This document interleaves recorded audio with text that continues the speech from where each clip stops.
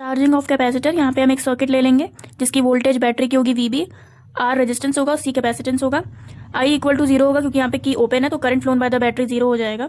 इसके three cases major होते हैं, तीनों को हम स्टेप बाय स्टेप कवर करेंगे। At time T equal to zero, just after switch is close, जैसे ही हम स्विच को क्लोज करेंगे तो जो करंट फ्लोन करेगा बैटरी से वो आई मैक्स होगा।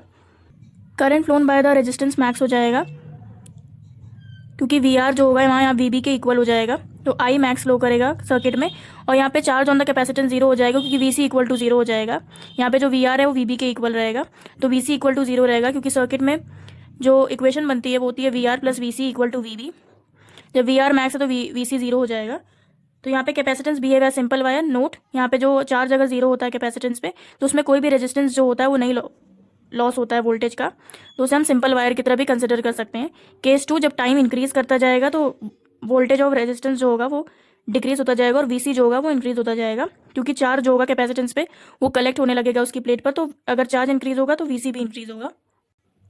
Third case, at steady state after large time, बहुत जब काफ़ी समय बीत जाएगा तो जो वी आर होगा वो जीरो हो जाएगा और जो वी सी होगा वो इक्वल टू वी बी हो जाएगा। वी सी के वोल्टेज में पूरा बैटरी का वोल्टेज आ जाएगा क्योंकि यहाँ पे क्यू मैक्स हो जाएगा। चार्ज ऑन द कैपेसिटर की वैल्यू जो होगी वो मैक्स हो जाएगी, जिसकी मैग्नीट्यूड की वैल्यू हम निकालेंगे कैपेसिटेंस इंटू वी सी। यहाँ पे हम वी सी को वी बी भी लिख सकते हैं। वी आर जो होगा वो जीरो हो जाएगा, तो वी सी की वैल्यू निकालने के लिए क्यू मैक्स बाय कैपेसिटेंस हम करेंगे तो वी सी की वैल्यू आ जाएगी।